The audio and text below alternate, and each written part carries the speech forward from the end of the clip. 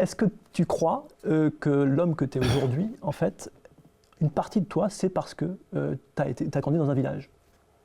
Oui, je pense que mais je pense que ce qui fait l'homme que je suis aujourd'hui, c'est parce que j'ai grandi dans un village et parce que j'en suis parti. Et c'est un peu ce qu'on raconte dans le film aussi, c'est le départ, il y a un moment, la mare elle est trop petite, tu vois. Et il y a un moment, il y a un truc, et puis il y a ce côté qu'Antoine expliquait très bien dans une interview qu'on a fait ce matin, il disait, en fait, t'as pas d'anonymat dans un village. Dans un village, tout le monde se connaît. Le moindre truc que tu fais, tout le monde le sait. Et quand tu débarques à Paris, tu gagnes un peu ce truc d'anonymat, que j'ai perdu un peu aujourd'hui, mais en tout cas, tu gagnes ce truc de voilà, personne sait qui. Tu vois, je repars à zéro, et même si je fais une connerie demain, mais avant que tout Paris soit au courant pour dire c'est lui le gars qui a couché avec le gars, tu vois. Et du coup, tu gagnes vraiment une liberté folle.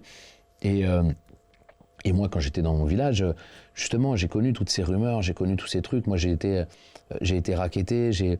Le mec qui nous avait racketté, il avait racketté plusieurs enfants, il a été dénoncé. Et à ce moment-là, tout le village a dit que c'était moi qui avais dénoncé.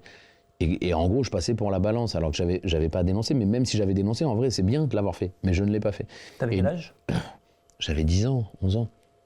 Et derrière, j'ai passé 3 ans à traverser le village en rasant les murs, en espérant pas croiser un booster ou un truc, parce que on m'avait dit que j'allais me faire péter la gueule parce que j'avais balancé le gars.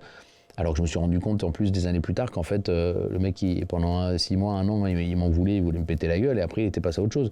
Mais moi, ça a duré des années à jouer au foot au stade, et dès que j'entendais un scooter ou une moto, je faisais « Ah putain, viens, on s'en va. » Non, mais parce que... Et sans le dire à tes potes en plus. Ouais.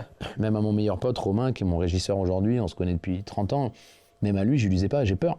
Je disais non, mais c'est rien, c'est que juste, viens, on va jouer à la play, tu vois. Mais il fait 40 degrés, il fait un grand ciel bleu. Oui, mais c'est mieux la play que le foot. À l'inverse, quand on se fait racketter dans un petit village de 3000 habitants quand on a 10 ans, c'est compliqué de s'en sortir. Dans un petit village, si on se fait racketter, ça doit être vachement dur à vivre, non? Ouais, c'est pour ça que je me suis caché, c'est pour ça que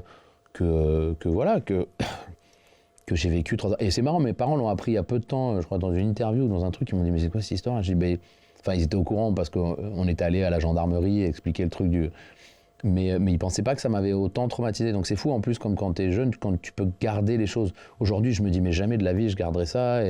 Et ouais, à l'époque, il y a un truc de faiblesse que tu veux pas montrer. Et tu dis, non, mais ça va, tout va bien, j'ai pas peur. Alors que vraiment, je sortais avec la boule au ventre, la gorge nouée et le palpitant, quoi. Et comment tu t'en es sorti? En partant.